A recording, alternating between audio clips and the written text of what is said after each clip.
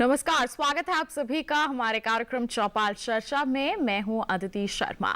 चौपाल चर्चा कार्यक्रम में हम सरकार द्वारा चलाई जा रही जो विभिन्न सरकारी योजनाएं होती हैं उनके क्रियान्वयन का जायजा लेते हैं। हमारे किसानों तक वो योजनाएं जो हैं पहुंच रही हैं, उनका लाभ पहुंच रहा है, इस पर चर्चा करते हैं। और आज के इस अंक में सेवा में 6 वर्ष का जायजा लेते हुए हम चर्चा करने वाले हैं फसल बीमा योजना पर। जी हां, प्रधानमंत्री फसल बीमा योजना किस तरह से क्रियान्वित की जा रही है, हमारे किसान इससे लाभान्वित हो रहे हैं या फिर नहीं, इन तमाम बातों पर आज हम चर्चा करेंगे। और आपको बता दें, विस्तृत जानकारी हम सभी तक पहुंचाने के लिए हमारे साथ हमारे विशेषज्ञ जुड़ गए हैं। सबसे पहले उनसे आपका परिचय करवा देते हैं। हमारे साथ जुड़ गए हैं कपिल कुमार जी, जो उप संभागीय कृषि प्रसार अधिकारी सदर मुजफ्फरनगर उत्तर प्रदेश से हैं।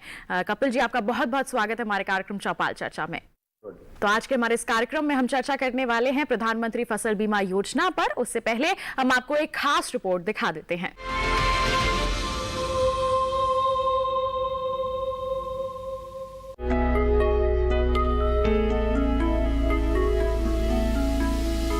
प्राकृतिक आपदा, कीड़े और रोग की वजह से अधिसूचित फसल को नुकसान की स्थिति में किसानों को फसल बीमा और वित्तीय सहायता देना प्रधानमंत्री फसल बीमा योजना का मुख्य उद्देश्य है।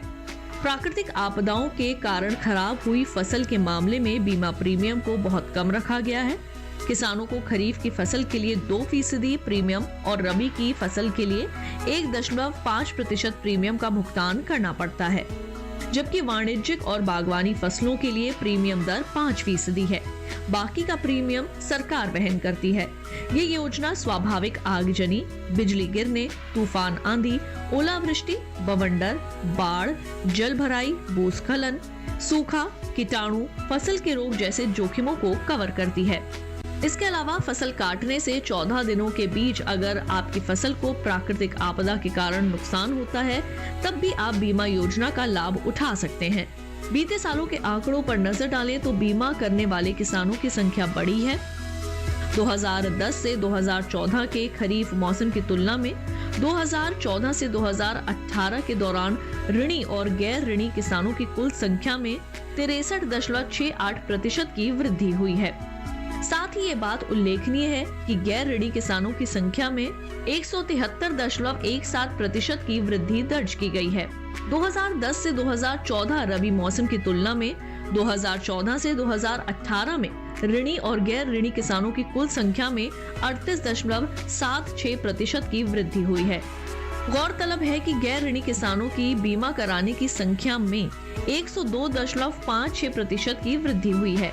इस योजना का लाभ उठाने के लिए कुछ किसान कुछ विशेष बातों का ख्याल रखें, जैसे फसल की बुआई के 10 दिनों के अंदर प्रधानमंत्री फसल बीमा योजना का फॉर्म भरना जरूरी होता है। किसान प्रधानमंत्री फसल बीमा योजना के लिए ऑफलाइन और ऑनलाइन दोनों तरीके से फॉर्म भर सकते हैं। अधिक जानकारी के लिए किसान नजदीकी बैंक की शाखा में जाकर फसल बीमा योजना का फॉर्म भर सकते हैं और इस योजना से जुड़े लाभ उठा सकते हैं। किसान हित को ध्यान में रखते हुए योजना में कई बदलाव किए गए हैं। पहले ऋणी किसानों को फसल बीमा कराना अनिवार्य था, लेकिन खरीफ 2020 के सभी किसानों के लिए इसे स्वैच्छिक कर दिया गया है।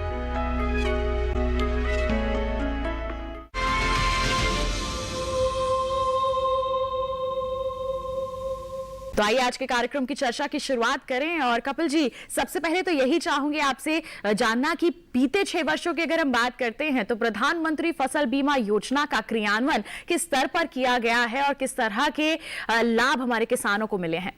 मैं आपको बताना चाहूंगा, किसान भाइयों को भी बताना चाहूंगा कि जो हमारी फसल बीमा योजना है, इसका क्रियान्वयन हमारा जो ग्रास रूट लेवल पे बहुत अच्छे से किया जा रहा है बैंकों के माध्यम से। और जो हमारे कृषि विभाग है, राजस्व विभाग है, उसमें लगातार किसानों की सहायता करते हैं, उनको जागरूक करते हैं और जो इसके मैक्सिमम लाभ हो सकते हैं उसको किसान तक पहुंचाने में पूरी सहायता की जाती है। और जहां तक इसके क्रियान्वयन की बात है तो मुझे लगता है कि किसान अब फसल बीमा के प्रति जागरूक हो रहे हैं और इसको लगातार इसका कवरेज जो है वो बढ़ता जा रहा है। जी बिल्कुल, हमारे किसानों तक इसका सीधे तौर पर लाभ पहुंच रहा है और क्रियान्वयन भी अगर हम बीते 6 वर्षों की बात कर लें यहाँ पर तो अच्छे स्तर पर किया गया है। किसानों के समक्ष जागरूकता फैलाई जा रही है ताकि वो ज्यादा से ज्यादा इस योजना को अपनाएं और इससे लाभान्वित हो सके। और ऐसे ही हमारे किसान हैं जिनके मन में कई सवाल भी होते हैं तमाम योजनाओं को लेकर। एक हमारे किसान भाई हमारे साथ जुड़ गए हैं, क्या सवाल है उनके मन में, आइए जान लेते हैं। मेरा नाम दुष्यंत तोमर, गांव मेलना, जिला मुजफ्फरनगर से। मैं ये पूछना चाहता हूँ, मैं प्रधानमंत्री फसल बीमा योजना से जुड़ना चाहता हूँ, कैसे जुड़ सकता हूँ? जी तो कपिल जी, भूषण तोमर जी का सवाल है कि प्रधानमंत्री फसल बीमा योजना से जुड़ना चाहते हैं तो किस तरह की प्रक्रिया है, इस पर आप क्या कहेंगे? इसके बारे में मैं कहना चाहूंगा भूषण जी को कि यदि आप एक ऋणी किसान हैं, यदि आप बैंक से लोन ले रहे हैं जी तो आपको बैंक ये ऑप्शन देता है कि आप इससे फसल बीमा से जुड़ना चाहते हैं या नहीं जुड़ना चाहते हैं। दूसरा, यदि आप ऋणी नहीं है, सामान्य किसान हैं, तो उस पे भी आप जिस भी बैंक में आपका अकाउंट है वहां जाकर के आप फसल बीमा को ऑप्ट कर सकते हैं, या फिर जो इसके अलावा जो बीमा कंपनी के एजेंट हैं जो हमारे क्षेत्रीय स्तर पर काम करते हैं, या फिर जो जन सेवा केंद्र हैं उसके माध्यम से भी। और एक अन्य ऑप्शन है कि जो हमारा फसल बीमा योजना का पोर्टल है, यदि आप गूगल यूज करते हैं, इंटरनेट यूज करते हैं, तो स्वयं भी इस योजना से पोर्टल के माध्यम से जुड़ सकते हैं। तो हमारे किसान भाई जुड़ सकते हैं और इस योजना का सीधे तौर पर लाभ ले सकते हैं। हमारे ऋणी किसान भी स्वेच्छा से इस योजना से जुड़ सकते हैं और जो जिन्होंने ऋण नहीं लिया हुआ है वो भी बिल्कुल इस योजना का सीधे तौर पर लाभ ले सकते हैं। किस तरह से आपको संपर्क करना है हमारे विशेषज्ञ ने आपको बता दिया है। और फसल बीमा योजना किस तरह से हमारे किसानों के लिए लाभ का सौदा साबित हो सकता है, इस पर हमारी चर्चा को जारी रखेंगे, लेकिन रुकेंगे एक छोटे से ब्रेक के लिए। आप कहीं मत जाइए, देखते रहिए हमारा कार्यक्रम चौपाल चर्चा और बने रहिए दूरदर्शन किसान पर।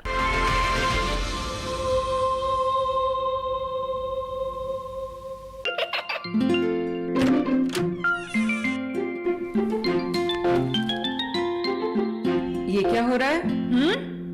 काशवी, इतने कम मार्क्स?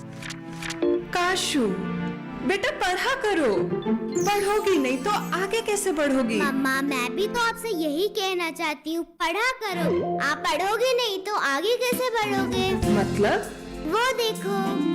सिर्फ बैक पर छपा ऑर्गेनिक नहीं, ऑर्गेनिक का निशान पहचानिए। पीजीएस ऑर्गेनिक का ये लोगो उन किसानों की पहचान है जो आज भी परंपरागत विधि से रसायन मुक्त खेती कर आपके लिए शुद्ध फसल उपजा रहे हैं।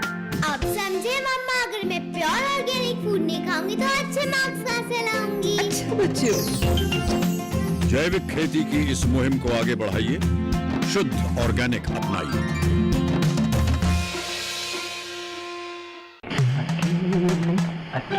अरे वाह भैया, अकेले अकेले? अरे तू भी ले, पर खाएगा कैसे? मैं ऑर्गेनिक खेती की बात कर रहा रे बेटे। अकेले अकेले खेती कब तक करेगा? मतलब? गांव में 20-25 किसानों का समूह बना के पंजीकरण करवा ले, फिर सरकारी ट्रेनिंग भी मिलेगी और मुफ्त जैविक बीज खाद भी। फिर पीजीएस ऑर्गेनिक की सरकारी मोहर के साथ तेरी उपज आकर्षक पैक में पहुंचेगी बड़े बाजार तक। अच्छा? हाँ। अरे भाई कहाँ चल दिया? सबको साथ लाने, आमदनी बढ़ाने। तो किसान भाई समझ गए ना? साथ मिलकर ऑर्गेनिक खेती कीजिए, अपनी परंपरा को आगे बढ़ाइए, ज्यादा मुनाफा कमाइए। माटी से प्रेम की परंपरा है परंपरागत खेती।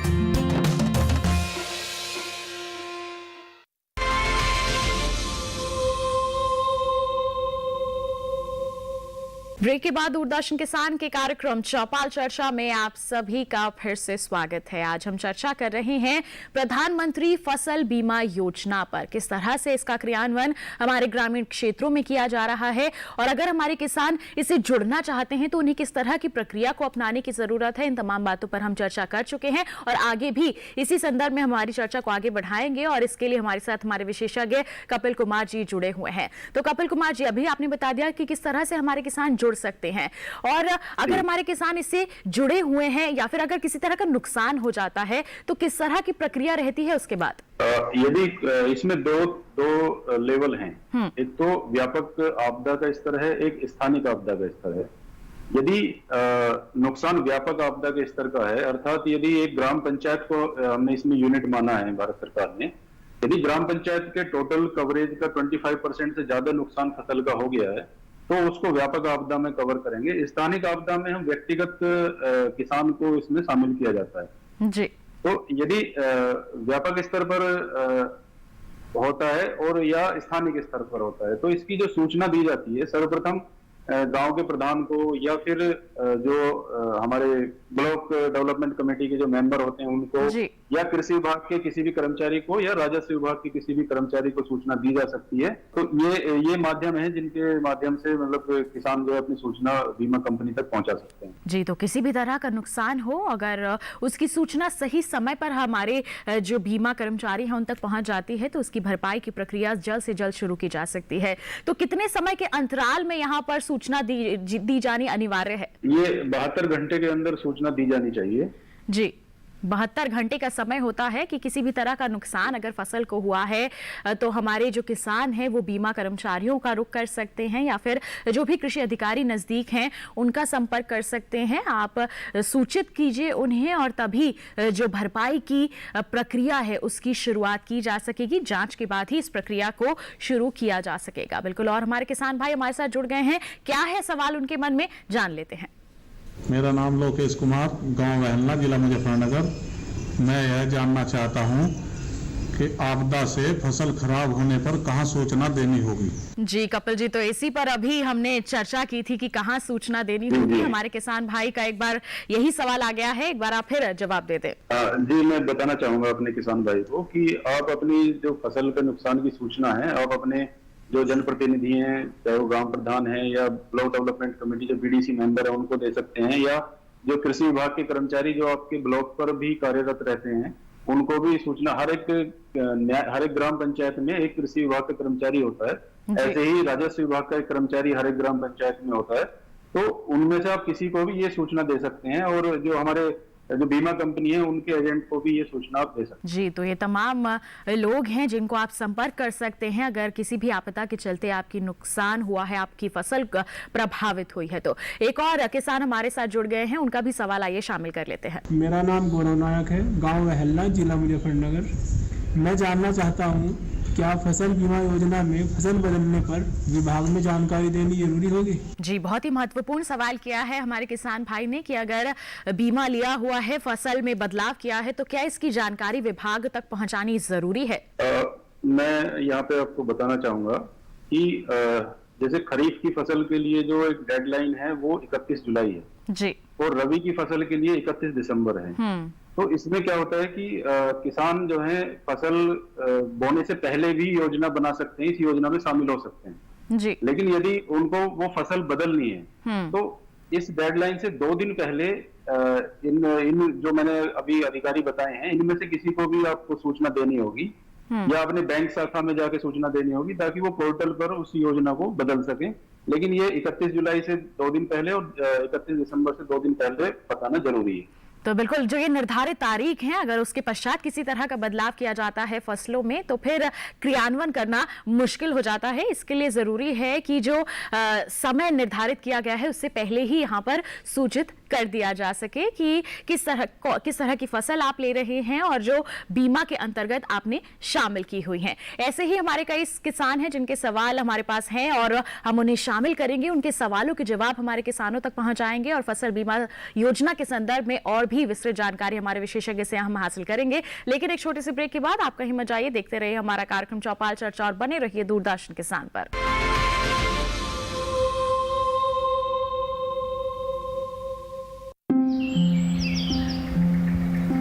अरे अरे अरे क्या कर रहा है? इधर इधर इधर हम बोल रहे हैं तेरे बीजू का।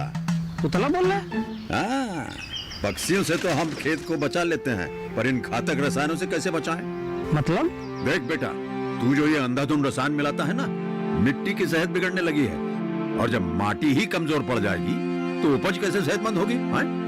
अरे पहले ऐसा नहीं था, पूछना अपने बड़े बुजुर्गों से कैसे फसल लहलहाती थी, शुद्धता झलकती थी। हाँ, माटी भी तंदुरुस्त और लोग भी।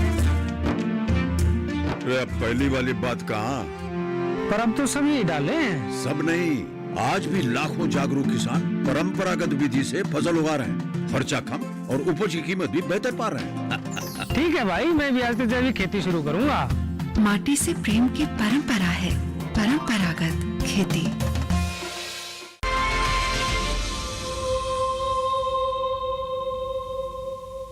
ब्रेक के बाद दूरदर्शन किसान के कार्यक्रम चौपाल चर्चा में आप सभी का फिर से स्वागत है। आज हम चर्चा कर रहे हैं प्रधानमंत्री फसल बीमा योजना पर और हमारे विशेषज्ञ हमारे साथ जुड़े हुए हैं। एक बार फिर उन्हीं का रुख कर लेते हैं। कपिल जी, प्रधानमंत्री फसल बीमा योजना की हम बात करते हैं तो कहा जाता है कि नुकसान की जो भरपाई है उसकी जांच के लिए जिला स्तर पर जांच की जाती है, तो इससे हमारे किसानों को पूर्ण रूप से भरपाई हो जाती है? जी, मैं बताना चाहूंगा यहाँ पे कि जब भी कोई ऐसी सूचना आती है नेचुरल क्लाइमेटी की या फसलों के नुकसान के बारे में जी, तो हमारे जो जिला स्तर पर जो हमारे डिप्टी डायरेक्टर ऑफ एग्रीकल्चर होते हैं, एक समिति उनकी अध्यक्षता में बनती है। वो एक समिति का गठन करते हैं और वो समिति, उस समिति में जो हमारे स्थानीय स्तर के जो हमारे कर्मचारी हैं वो शामिल होते हैं। एक दूसरी कमेटी का गठन भी किया जाता है जो जिलाधिकारी महोदय के माध्यम से किया जाता है। वो उसमें हमारे जो कृषि विभाग के अधिकारी हैं जिला स्तर के वो भी शामिल होते हैं, राजस्व विभाग के अधिकारी और बीमा कंपनी के अधिकारी, ये सब मिलके कमेटी बनती है और ये स्थानीय स्तर पर इस चीज की जांच करते हैं कि इसमें कितना नुकसान हुआ है, कितने जो है इसमें हमें किसानों को लाभ देना है। तो मुझे लगता है कि किसानों को इसमें पूरा लाभ प्राप्त होता है।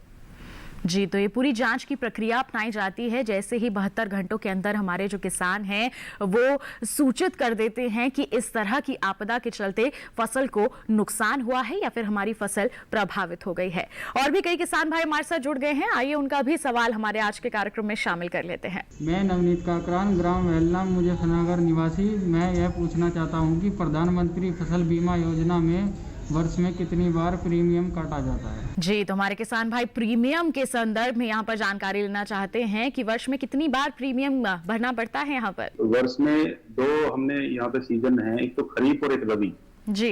तो यदि आपके फसल का जो बीमा है वो यदि खरीफ फसल के लिए है तो उसमें खरीफ सीजन में वो उसके जो प्रीमियम है वो काटा जाएगा, और यदि रबी के लिए है तो वो रबी में काटा जाएगा। तो इस तरीके से साल में 2 बार आपके लिए जो है ये प्रीमियम काटा जा सकता है। जी, तो खरीफ फसलों के लिए अलग और रबी फसलों के लिए अलग यहाँ पर प्रीमियम दर निर्धारित किया गया है और उसी के अनुसार हमारे किसानों को यहाँ पर प्रीमियम की भरपाई करनी होती है। आइए एक और हमारे किसान भाई हमारे साथ जुड़ गए हैं, उनका भी सवाल हम कार्यक्रम में शामिल कर लेते हैं। मेरा नाम अश्वनी चौधरी है, गांव वेलना, जिला मुजफ्फरनगर।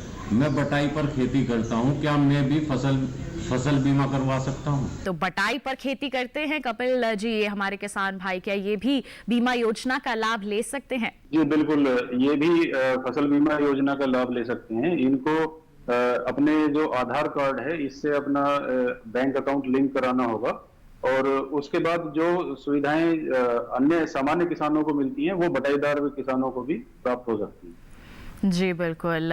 तो कपिल कुमार जी, अब आपसे मैं एक और सवाल करना चाहूंगी कि समय के साथ हर क्षेत्र में बदलाव आता है। अगर हम फसल बीमा योजना की बात करें तो इसमें भी बदलाव आए हैं। तो 6 वर्ष पहले की बात की जाए और बीते 6 वर्षों की बात करें तो किस तरह के प्रावधान नए इसमें शामिल किए गए हैं और किस तरह से हमारे किसान इससे लाभान्वित हुए हैं? मैं यहाँ बताना चाहूंगा कि इससे पहले नेशनल एग्रीकल्चर इंश्योरेंस स्कीम करके एक योजना थी जिसका स्थान पर ये नई योजना आई है जी। तो इसमें एक कई स्तर पर बदलाव आए हैं। जैसे प्रीमियम पहले ज्यादा किसान को पे करना पड़ता था, लेकिन अब उसके जो अमाउंट है वो कम हो गया है। दूसरा, जो सरकार की सब्सिडी का एक कैपिंग पहले लगी हुई थी, उस कैपिंग के ऊपर सरकार सब्सिडी नहीं दे सकती थी, लेकिन अभी क्या है कि वो कैपिंग हटा दी गई है। इससे किसानों को ये फायदा हो रहा है कि जितना नुकसान है उसकी भरपाई पूरी की जा सकती है। तीसरा, जो सबसे बड़ा मैं चेंज इसमें देखता हूँ कि टेक्नोलॉजी का बहुत ज्यादा इसमें यूज बढ़ा दिया है। उसमें स्मार्टफोन और जो हमारे जो ड्रोन से जो हम वो करते हैं, मतलब मैपिंग करते हैं और फोटो वगैरह लेते हैं, तो उसके माध्यम से हम एक्चुअल स्थिति का पता लगा सकते हैं किसी भी स्तर पर। तो किसानों को बहुत ज्यादा इसमें लाभ वर्तमान जो योजना है उसके तहत मिल रहा है, जो पहले इसमें कवर नहीं होता। जी, तो बीते 6 वर्षों की बात करें तो कई तरह के बदलाव आए हैं, तकनीकी बदलाव भी आए हैं, जिसके चलते ये योजना हमारे किसानों के लिए और भी ज्यादा लाभकारी साबित हो गई है और हमारे किसान भी इसके प्रति जागरूक हो रहे हैं। लेकिन कई ऐसे किसान अभी भी हैं जो योजनाओं के प्रति इतने जागरूक नहीं हैं या फिर कहीं उन्हें अपनाने के लिए तैयार नहीं है। कार्यक्रम के माध्यम से आप हमारे किसानों को किस तरह का संदेश देंगे कि फसल बीमा योजना उनके लिए किस तरह से लाभकारी या फिर कहीं मददगार साबित हो सकती है? मैं यहाँ पे ये सलाह देना चाहूंगा कि बीमा कराना एक तरीके से अपने जो नुकसान है उससे बचने का एक तरीका है, क्योंकि कृषि पूरी तरीके से एनवायरनमेंट पर, पर्यावरण पर निर्भर करती है और पर्यावरण को कोई ये नहीं बता सकता कि कहाँ पे कब क्या बदलाव आएगा। ग्लोबल वार्मिंग और पर्यावरणीय परिवर्तन जिस तरीके से लगातार बढ़ रहे हैं उससे लगता है कि किसानों का जोखिम लगातार बढ़ता जा रहा है। तो ऐसे में उस जोखिम से बचने के लिए मैं किसानों को यही सलाह दूंगा कि आप अपनी फसल का बीमा जरूर कराएं, उससे आप भविष्य में होने वाले नुकसान से वर्तमान में बच सकते। तो जी, तो हम कोई भी नई वस्तु लेते हैं तो उसका बीमा जरूर करवाते हैं, तो ऐसे में हमारी जो खेती बाड़ी है वो पीछे क्यों रहे और हमारी सरकार भी इस दिशा में इतनी अग्रसर है, योजनाएं चलाई जा रही हैं इस दिशा में, तो हमारे किसानों को भी बढ़कर इन योजनाओं का पूर्ण रूप से लाभ लेने की जरूरत है। जागरूकता सरकार द्वारा भी फैलाई जा रही है और दूरदर्शन किसान का भी यही लक्ष्य है कि हमारे किसानों को ज्यादा से ज्यादा जागरूक किया जा सके ताकि वो सरकारी जो पहल हैं उनका पूर्ण रूप से लाभ ले सके। और साथ ही साथ कपिल कुमार जी, आपका बहुत बहुत धन्यवाद देना चाहेंगे। आपने प्रधानमंत्री फसल बीमा योजना के संदर्भ में महत्वपूर्ण जानकारियां और सुझाव हमारे दर्शकों तक पहुंचाए हैं। बहुत बहुत धन्यवाद। धन्यवाद। तो किसान भाइयों बहनों, आज के हमारे इस अंक में आपने जान लिया प्रधानमंत्री फसल बीमा योजना के बारे में। बीते 6 वर्षों की बात करें तो किस तरह का बदलाव आया है कृषि के क्षेत्र में इस योजना के चलते, आपने तमाम बातों के बारे में जानकारी हासिल कर ली। तो आज के इस कार्यक्रम में बस इतना ही। अगले अंक में मुलाकात करेंगे आपसे, नए विषय पर करेंगे चर्चा। तब तक के लिए हमें दीजिए इजाजत। आप बने रहिए दूरदर्शन किसान पर। नमस्कार।